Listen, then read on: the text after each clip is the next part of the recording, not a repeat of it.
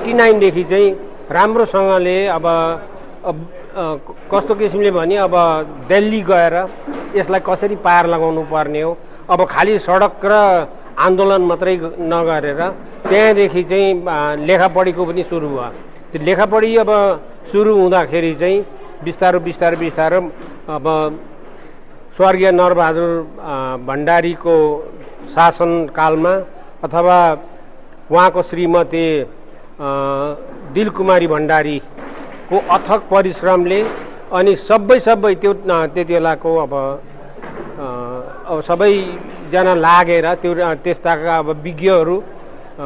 साहित्यकारहरू सबैजना लागेर अनि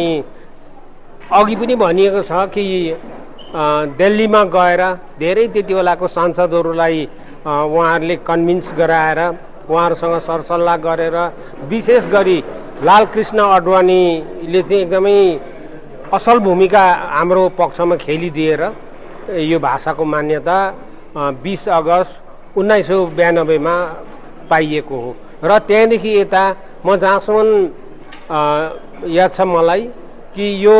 जुन चाहिँ भाषा दिवस मनाउने काम हुन्थ्यो तर अहिले अलिकति बृहत रूपमा भएको छ र सम्माननीय मुख्यमन्त्री सिक्किम सरकार श्री प्रेमसिंह तामाङ गोलेज्यूले उहाँले एकदमै असल विचार लिएर यसलाई एउटा छुट्टी पनि हुनुपर्छ भनेर यो भाषा दिवसको छुट्टी